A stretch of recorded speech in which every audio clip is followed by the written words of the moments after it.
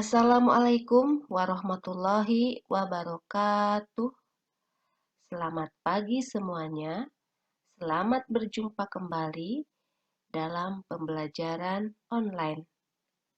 Pada kesempatan ini, kita telah memasuki tema 1, subtema 2, pembelajaran 6. Baiklah, untuk memulai pembelajaran kita, mari kita bersama-sama mengucapkan basmalah. Bismillahirrohmanirrohim.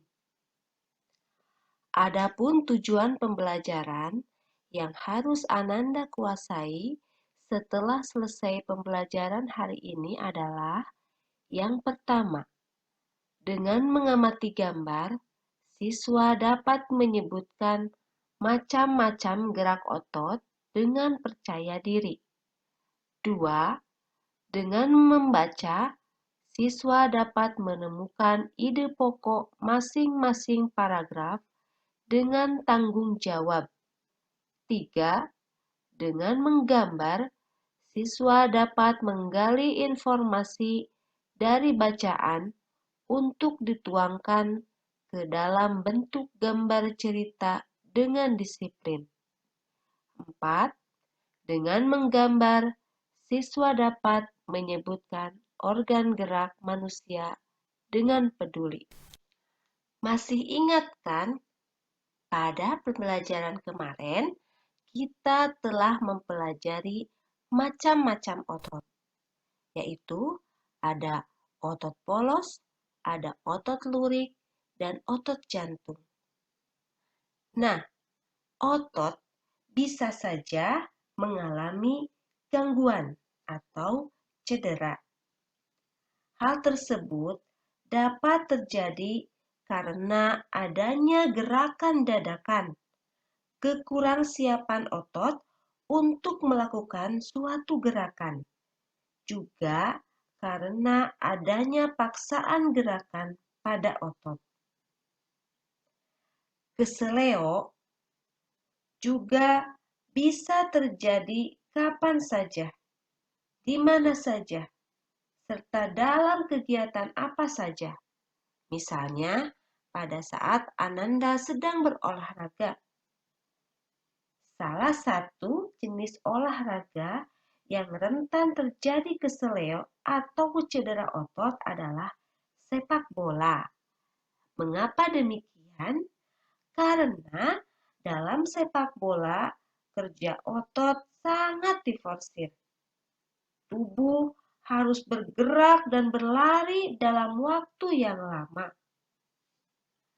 Oleh karena itu, untuk memperkecil kemungkinan terjadinya cedera, sebelum melakukan permainan sepak bola dan olahraga lainnya, maka kita harus menguasai teknik-tekniknya terlebih dahulu. Selain itu, kita juga harus melakukan pemanasan agar tulang dan otot-otot kita dalam keadaan siap. Apabila otot kita dalam keadaan sehat, maka kita bebas melakukan gerakan apa saja. Marilah kita simak macam-macam gerak otot pada manusia.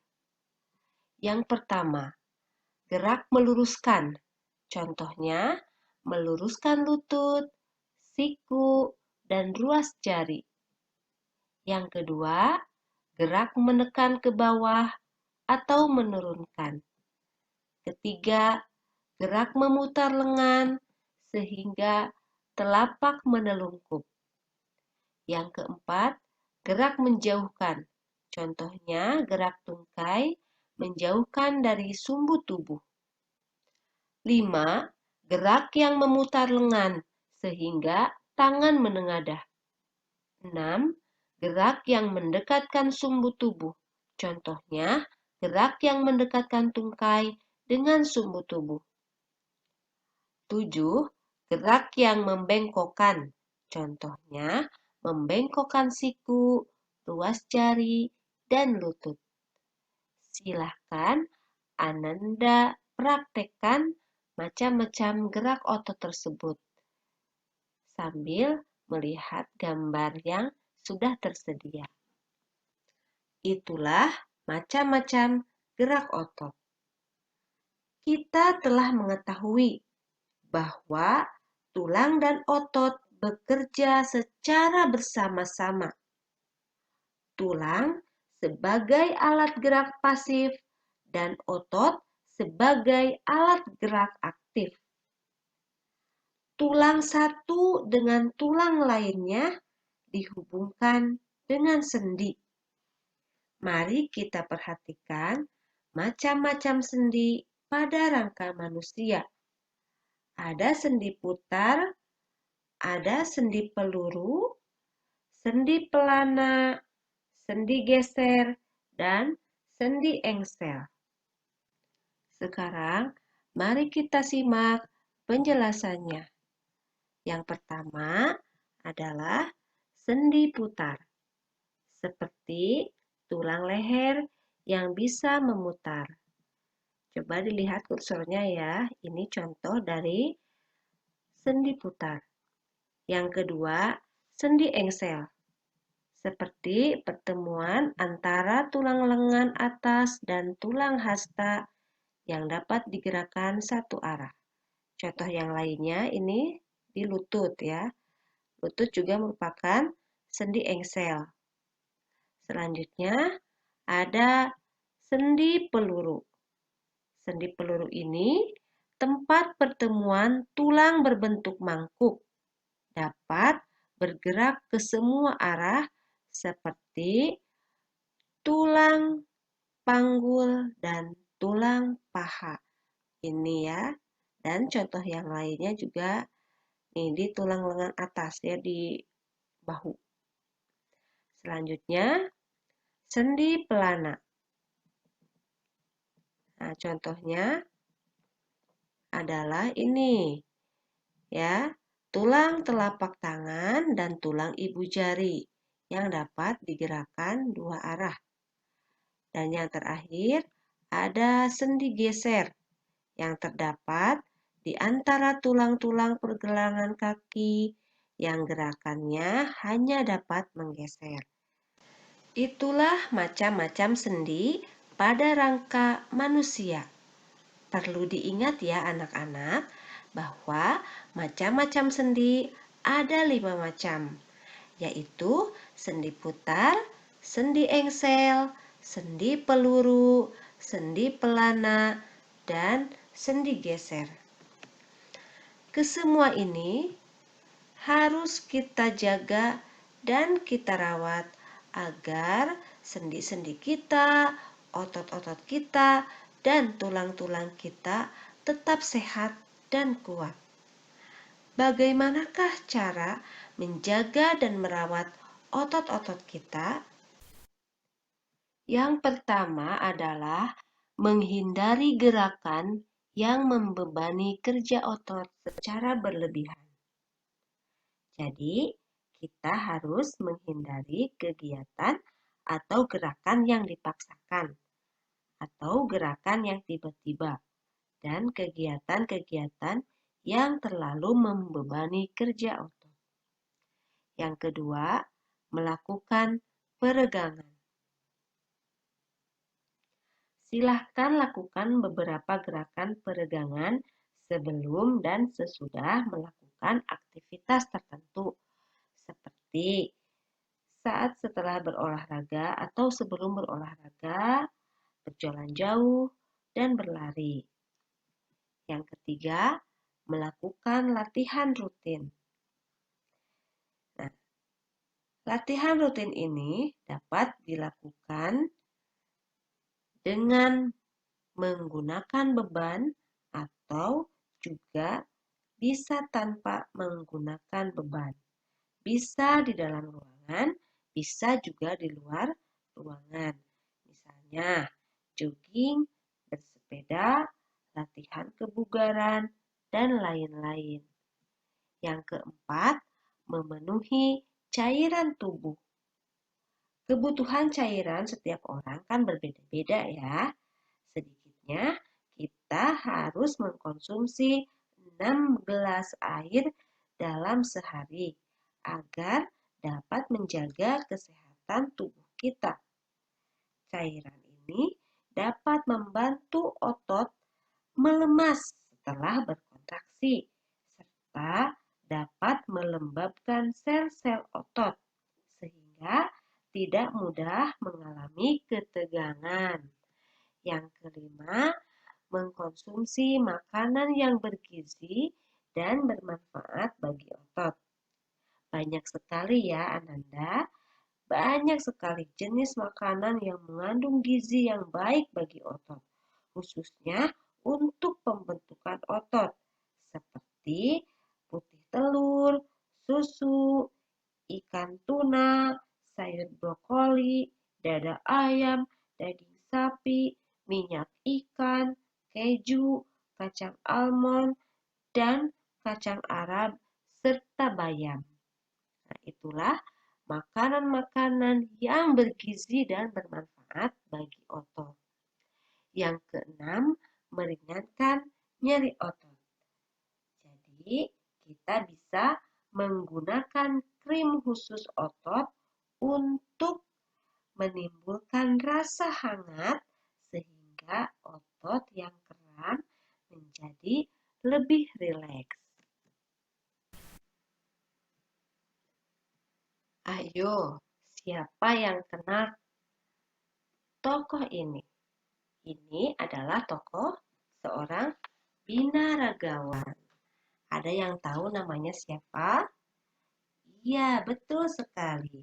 Namanya adalah Aderai. Dia adalah seorang binaragawan perkasa Indonesia. Nah, coba bandingkan gambar ketika Aderai masih anak-anak dan Aderai setelah dewasa. Apakah ototnya bisa terjadi seperti itu secara tiba-tiba? Tentu tidak. Jadi, seorang atlet binaraga memerlukan latihan yang rutin, terukur, dan membutuhkan waktu yang tidak sebentar dalam membentuk otot-ototnya. Selain itu, mereka juga menjaga sekali pola makannya. Tentunya dengan pola makan yang sehat. Mereka sangat memperhatikan asupan makanannya, mulai dari gizi, komposisi, porsi, dan kebersihannya. Jadi, untuk menjadi seorang binaragawan tidak bisa dilakukan secara instan dengan hanya minum obat-obatan atau suplemen penambah massa otot saja. Apalagi sampai mengkonsumsi bahan-bahan berbahaya hanya sekedar ingin cepat mendapatkan otot yang besar. Jadi, intinya adalah berlatih secara rutin dan menjaga pola makan yang bergizi seimbang. Wah, bagus ya sepertinya. Kalau gambar Aderai ini kita jadikan cover buku. Mari kita pelajari selengkapnya. Ada 7 unsur dalam membuat cover buku. Unsur yang pertama, judul dengan jenis huruf yang menarik. Yang kedua, kalimat penjelas judul yang singkat dan mudah dipahami. Ketiga, harus disertakan juga nama penulisnya. Yang keempat, ada identitas penerbit. Yang kelima, gambarnya juga harus menarik. Yang keenam, sinopsis isi buku ada tertera pada cover belakang. Dan identitas buku ada pada punggung buku. Pada pertemuan kemarin sudah dijelaskan mana yang disebut dengan cover depan, cover belakang, dan punggung buku. Nah, berarti Ananda pasti sudah mengerti ya, karena ini juga telah disampaikan pada pembelajaran yang lalu. Anak-anakku yang soleh dan soleha, dengan berakhirnya materi tentang cover ini, maka berakhir pula lah pembelajaran kita pada hari ini. Mari kita simpulkan bersama-sama apa yang telah kita pelajari. Ayo, siapa yang mau menjelaskan kembali? Oke, baiklah. Jadi, kita telah mempelajari tentang macam-macam gerak otot, macam-macam sendi, dan berbagai macam unsur cover. Demikianlah yang dapat Ibu sampaikan. Mohon maaf atas segala kekurangan. Terima kasih atas segala perhatiannya. Sampai bertemu di subtema 3. Alhamdulillah, Rabbil Alamin. Wassalamualaikum warahmatullahi wabarakatuh.